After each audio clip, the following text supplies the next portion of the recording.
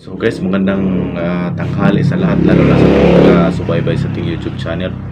So magandang tanghali po sa inyo. So dito tayo ngayon mag-live dahil mayroon na kunting akong mga paalala, lalo na sa mga ating mga ka-TH dyan na naghuhukay.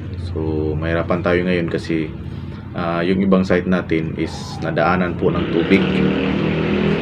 So dapat pala tayo guys maniwala sa mga sabi-sabi sa mga dating nakakaalam, lalo na sa mga mayroong mapa na dapat marunong ka ring magbasa, tulad ng mga sign na Hansi, yung mga sign na Hansi, Kanji, Hansi, dapat is alam mo yung mga ibig sabihin yan, yung mga sign na yan, kasi minsan rin hindi ko naniwala sa mga sign na sinusulat sa mga mapa ng mga treasure hunter.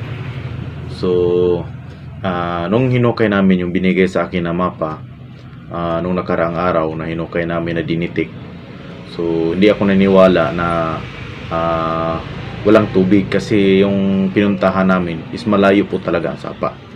So marami pong tumayo ng mga bahay doon, pero wala naman daw yung tubig. Na pasabi nila na yung nagtayo ng bahay doon is yung sa gilid ng simbahan na church ng chapel, na old chapel, is sabi nila is wala daw yung tubig doon.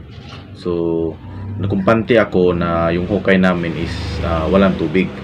So malaki ko pa talaga pagtataka, kasi kung anong sinabi doon sa mapa na mayroon daw tubig nakapaikot dyan sa chapel na yan, is yan po ang naging trap.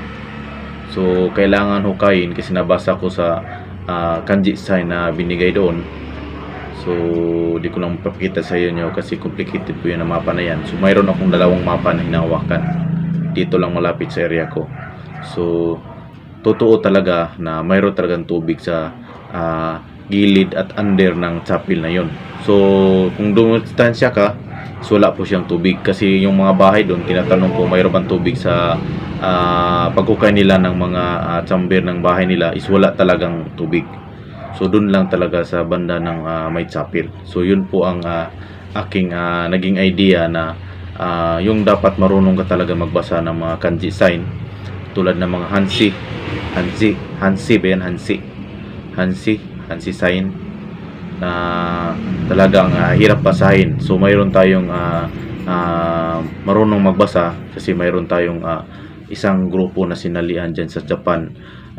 Kasali po ako dyan sa Japan na group na marunong magbasa sa mga sign. So sinali po ako doon, kaya pinatingnan ko sa kanila, binabasa ko anong mga ibig sabihin, tulad ng mga sign na nakita ko na hindi ko alam. Kasi yung iba alam ko, mga ibang sign tulad ng mga tree, under, going, here, alam ko yan ng mga kanji na yan. So mayroong ibang kanji na iba yung ibig sabihin, tulad ng baggage, yung baggage tulad ng halimbawa yung Red Cross, na ibig sabihin sa mga kanji na yan, iba-iba po ang mga sign na yan, at iba-iba yung ibig sabihin. So kaya pinasolve ko sa yung aming grupo doon sa Japan group. So mayroon nagpagsabi sa akin na ang ibig sabihin yan is mayroong maging trap dyan sa ilalim ng hukay. So hinukay namin 1 meter, is totoo talaga is may tubig. 1 meter pa lang. So nakapagtataka bakit hindi bumagsak yung lupa sa simbahan. So mayroon tubig. So siguro sa ilalim may nakadipinsa na mga bato. So yan po guys. So ang good news natin ngayon, hindi naman may ibig sabihin na good news, mayroon tayong isang customer na nakahukay ng bomba. Bomba po ang nahukay niya. So papakita ko ito sa baba. Ayan po, yung nakita nyo, yun po ang ating customer. Ngayong araw lang yan, chat niya sa akin, pinakita niya sa akin na nakahukay siya ng bomb gamit po yung Tesla. So nakita nyo lang sa text na yan. So i-badge lang natin yung pangalan niya. So yan po ang nakahukay ng bomb. So ganyan kalaki yung mga bomba na nahukay nila. So yun po ang bomb na nahukay nila. So nakuha nila yan sa sabi 2 meters o 1 meter ba yan nakuha nila na yung mga bomb na yan. So kunting ingat lang, hindi ibig sabihin na puro treasure lang po ang ating inisip. So kung nagkamali ka sa hukay na yan, kung natamaan yan sa naging pala mo o digir, sabog yan o wasak yung lahat niyang mga kasamahan mo yan. So kunting ingat lang. So yun ang tulad ng sabi ko sa inyo, kung wala kang gamit, wala ka talagang alam, at yan, paghukay mo sigurado is sabog yan. So buti na lang yung ating isang ka-TH is mayroon siyang Tesla. So yung Tesla po ang nakapaglukit dyan na porsyon. So 2 meters mula dyan is mayroon daw na-detect ng gold. So yung gamit niya is nakita nyo naman, ang sinabi niya is Tesla. So mayroon tayong isang customer dyan na nagchat sa atin na sa istorya daw. So ito ang sasabi ko sa inyo, sir. Kung hindi ka naniwala sa mga Tesla na yan, pwede naman tigilan mo pag-chat at wag ka nang maniwala at wag ka nang mag-TH. Hindi po ganun ka simple na ipapakita sa lahat ng mga treasure hunter yung mga na-recover namin na mga item, di ba? Hindi po rin ako mababa, hindi rin ako bobo na ipapakita ko sa inyo yung mga na-recover natin sa ating mga customer. So ang kaya lang nating ipakita, yun lang prove natin yung mga talagang hindi dapat bias, yung mga ganyan, mga bomb, yung mga sign lang para makuha ng mga idea ng iba na naghukay ng ating mga treasure hunter na ano bang maging sign dyan sa makuha natin sa mga tisdig natin sa 2 meters to 3 meters. So yun po ang ating mapakita sa ating mga customer para yung mga iba dyan is mayroon mga kunting idea kung ano talaga ang dapat natin gawin. At tulad dyan, kung naghukay ka dyan na wala kang gamit, sigurado dyan is sabog pati bungo mo. So yan po ang pinakamahirap kung wala kang gamit. So napaka-importante talaga ang mayroong gamit. Hindi ibig sabihin na kailangan mong bumili. Kung ayaw mo mag-TH, pwede naman wag ka nang bumili, wag ka nang manood. So kung hindi mo gustuhan tong video na to, pwede mo man-i-cut off. So ito lang masasabi sa iyo, ang pagti-treasure po ay walang bayad yan. Yung pagti-TH natin walang bayad, libre lang po yan. So ilang beses na po akong talagang parang niloko kasi mayroon sana kaming area na pupuntahan. Yung area ang pupuntahan namin is positive na po siya kasi lumitaw na po yung box. So laging nagtatanong yung isang kasamahan ko, tinatanong ng mga possible na maging trap niya, mayroon bang lason o bomb. So yun pala, ang plano pala niya is gusto pala yung suluhin yung site na yan. So kaya lagi ko paalala sa inyo, kilalanin niyo yung mga taong kasamahan nyo. Kasi pag mayroong na isang site na makita niya, hindi talaga yan ipapaalam sa inyo at naging suluhin yan. So yan ang mga naging problema sa mga kasamahan natin. So pag ganyan ang kasamahan natin, huwag mo na yan pasamahan sa mga site. Nagbibigay lang yung abala sa inyo. So yung aking kasamahan talaga is napagiging problema kasi tinatanong niya kung anong maging possible trap sa box na yan kasi yung box is 1 meter to 2 meter. So ang kapal niya is nandyan sa 3 feet. 3 feet yung kapal ng box. Ang lapad niya is 1 meter. Tapos 2 meters yung taas niya. So nakausli na yan sa bundok kasi yung bundok is lagi daw naglandslide.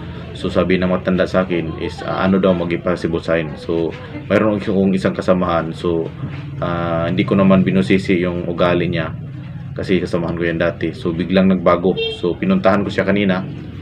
Pumunta pala sila doon sa site na laging tinatanong niya sa akin kung anong maging possible site. Possible danger. So kunting ingat lang guys sa ating mga kasamsi. Mayroon talagang mga taong mapagsamantala na nakawin yung mga kaalaman na gusto nilang malaman kasi mayroon silang balak pala na maging sarili, di ba? So ganun lang. So ang site na yun, ang may-ari niyo yung matanda. Yung matanda is lumapit sa akin. Tapos in-invite ko yung aking kasamahan. Yun pala is bigla niyang ninakaw sa matanda. So yun po ang naging problema. So ang sabi niya sa matanda ay pag nakuha nila yun is bibigyan daw siya ng sasakyan at 1 milyon. So imagine mo gaano kalaki yung box na nakita nila, tapos yung may-ari na nakakita noon bigyan lang ng Hilux na sasakyan at 1 milyon. So dyan mo malalaman yung tao na hindi dapat talaga pagtitiwalaan. So mayroon talagang tao na tao nila sakim. So kunting ingat lang sa ating mga kasamahan. Dapat alam mo yung mga ugali dyan ng ating mga kasamahan kung baka mamaya dyan is dyan maging abala sa puhukay natin at pag nakuha na at bigla nang dumating ng mga ibang grupo na talagang naging traitor sa naging hukay nyo. So kunting ingat lang. So yan po. So ito po ang lagi kong masasabi sa inyo, na sa paghukay ay kailangan talaga ng tisdig 2 meters. So pag halimbawa kung mayroon kang gamit at mayroon kang kagamitan sa pagtitreasure, kailangan mo talaga ng tisdig ng 2 meters. Tulad ng ating customer, pinatisdig ko yan ng 2 meters, pero dapat is marunong talaga magdikod. Tulad ng ating mga customer na dito na kumukuha ng gadget sa atin, lagi ko yan sinusubaybayan sila, lagi ko lang dinidikod para yung site nila is maging positive. Pinaditik na yan at tapos ididikod at ipatisdig natin. Pag okay yan, okay na po yung huhukayin nila. So yan po ang kagandahan natin dito sa ating YouTube channel. So tulungan lang, hindi ibig sabihin na mayroong pinipiburan. So yung iba dyan na hindi ko customer, pasensya po talaga. So marami po akong hindi customer na nagpapadikod. At mayroon nga nagchat nga sa akin kanina na sabi niya, pwede daw gawing istorya. So ito ang masasabi ko sa iyo, sir. Hindi po ako tulad ng iba dyan. Tingnan mo yung iba dyan na nagpo-post ng mga ganyang gadget. Wala silang mga patunay. Minsan wala silang mga patunay, di ba? Tingnan mo kung mayroong patunay sila. Wala. Kahit chat man lang na makita natin na nakakuha yung gadget or nakakuha ng kuhan. Pero beware talaga, lalo na sa mga item na naging bias yung mga item. So pwede lang yung ipapost natin yung mga bomb, pwede lang yung mga pointer, pwede lang yung mga kutsara, bakal, tinidor, pwede lang yan. Pero yung mga item, bawal yan. So mas maganda pa yung video natin kasi may patunay tayo na ipapakita na nakakuha yung mga item ng mga sign na yan sa puhukay nila, diba? So kung hindi ka naniwala, sir, wala namang problema sa akin. So hindi naman ako naging pira sa iyo. So sa'yo na lang yung pira niyan. Kung gusto mo, ibili mo na lang yan sa ibang gamit. Kaya sinasabihan kita na pwede ka naman bumili sa iba. So hindi ko naman kailangan yung pira mo ipadala mo sa akin. So bumili ka na lang sa iba, wala namang problema, sir. So kung mayaman ka, ba't ka pa makailangan ng gamit, di ba? So sa iba ka na lang. So wala namang problema sa akin. So subukan mo lang sa iba. So sa kalabasan pala magpapadikod ka lang sa akin. So yan ang naging problema. So hindi ako basta-basta nagdidikod direct to messenger, lalo na sa hindi ko customer. Karamihan sa akin, mas inuuna ko pa yung customer ko kaysa hindi ko customer. So minsan nakakaabala rin minsan yung mga hindi customer. Pero sinabihan ko yan, pwede kayo mag-post doon sa ating group chat. Pwede naman kayo mag-post. So lahat ng aking mga customer, pinatisdig ko talaga yan kung ano nakukuha. Tulad na ating customer dyan sa Liti. Mayroon tayong isang customer dyan na nagpapadikod sa akin yan dati. Dati Imperial yan, pero inabot ng yung tubig, yung lumaki yung tubig. So pinatisdig ko sa harap ng bato, 2 meters lang nakuha po yung kutsara at yung box. Yun ang kahirapan sa guys sa hindi marunong magbasa. Yun ito guys, marunong tayo mag-TH pero hindi tayo marunong magbasa. So mayroon sila nakuha sa 2 meters na box talaga, yung kapatigas po na box at may kutsara. So ang ibig sabihin yan guys, yung box na yan, ang nakalibing dyan is box po ng mga hinahanap natin. So paano yan i-calculate? So ganito guys, kung halimbawa yung box, sukatin mo yung box kung gaano kalaki at kakapal, i-multiply mo lang yan. So ano maging kalabasan yan? Halimbawa kung ang haba niya is 3 feet, tapos yung haba niya is 1 feet, i-multiply mo lang yan. Kung halimbawa kung magkano multiply, halimbawa kung may 24 feet po yan, galing dyan pailalim. So yung ibig sabihin ng kutsara, yan po napapahiwating na positive po yung hinuhukay mo. So kailangan mo pang i-under yan pailalim, kaya nilagay yung kutsara. Yung ibig sabihin ko yung kutsara, pala yan, hukayin mo sa ilalim pa yan. Kasi mayroong box na nakabaon sa ilalim, kaya nga mayroong sign na box. So sayang po pag hindi yun tinuluyan. So sabi nila, kasi kilala ko yan dati ko yung kasabayan ng estudyante pa ng high school pa ako niyan, yung nagpapadikod sa akin. So sabi niya is siya daw gagawa ng expenses is papuntahin ko sa area niya. So naniwala naman ako sa kanya kasi dati ko yung classmate na high school pa. So tulungan ko daw siya. So sabihin ko lang sa kanya na pwede ko kita tulungan, pero hindi ibig sabihin sa paghukay andyan pa rin ako, kasi marami po akong obligasyon sa aming customer. Tulad dito sa Mindanao, mas marami po akong customer nagpapadikod at tinitingnan ko yung ibang side ng aming mga kasamahan. So hindi ibig sabihin na magtagal talaga ako. So tingnan ko lang, i-pinpoint ko lang sa maghukay kung ano maging trap, kasi mayroon naman tayong kaalaman bunti sa pagbabasa ng mga sign. So yun po ang kagandahan. So ang kagandahan talaga sa pagtitreasure is mayroon kang gamit, marunong ka magbasa, at marunong ka gumagamit ng kumpas. So pinaka-importante sa lahat guys, yung talagang yung gamit mo hindi po galing China.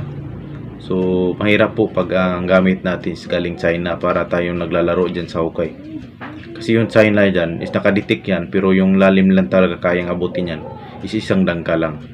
So isang dangka lang kayang abutin yan yung mga China na kagamitan. So sayang rin yung pagod mo dyan is ginagamit mo China. So mayroon nga tayo ng isang customer dati, maganda yung axe locator niya pero galing na China. So yung axe locator mo is binili po maya ng mga kagamitan na mas maganda na accurate. Ito lagi kong masasabi ko sa inyo na bago kayo bumibili ng mga gagamitan, itanong muna kung mayroon ba talagang history. So mayroon ako nakikita ng video na yan, mayroong isang aura meter na malakas daw, kilala nila yan, pero pagdating sa isang vlog is nakikita parang nagsiraan silang dalawa, is parang nagsiraan silang dalawa. So labas tayo dyan. Yan lang ang maging sample ko sa inyo. Hindi ibig sabihin na mayroon kang isang kagamitan, dapat busisiin mo muna kung yung kagamitan na yan is okay ba, di ba? So mayroon naman tayong pinapakita mga sample tulad ng ating mga customer na mayroon talaga nakakuha sa atin, di ba? So tulad nito, mayroon kong binigay sample, pero yung iba mayroon talaga ako, pero binibigay ko lang yan sa mga customer natin. So tulad ng mga test ng ating mga gadget. So ang mga kita niyan mga customer lang. Hindi ako nagpapalive dito sa ating YouTube channel tungkol sa ating mga test ng ating mga gamit. So yun lang guys, maraming salamat sa nanonood nating video, at God bless bro. Mag-ingat talaga sa paghukay, lalo na sa ating mga customer. So Sir Gilit yung pangalan yung nakahukay ng bomb na maraming bomb. So Sir Gilit, kunting hingat lang kasi yung site na yan is super delikado po talaga.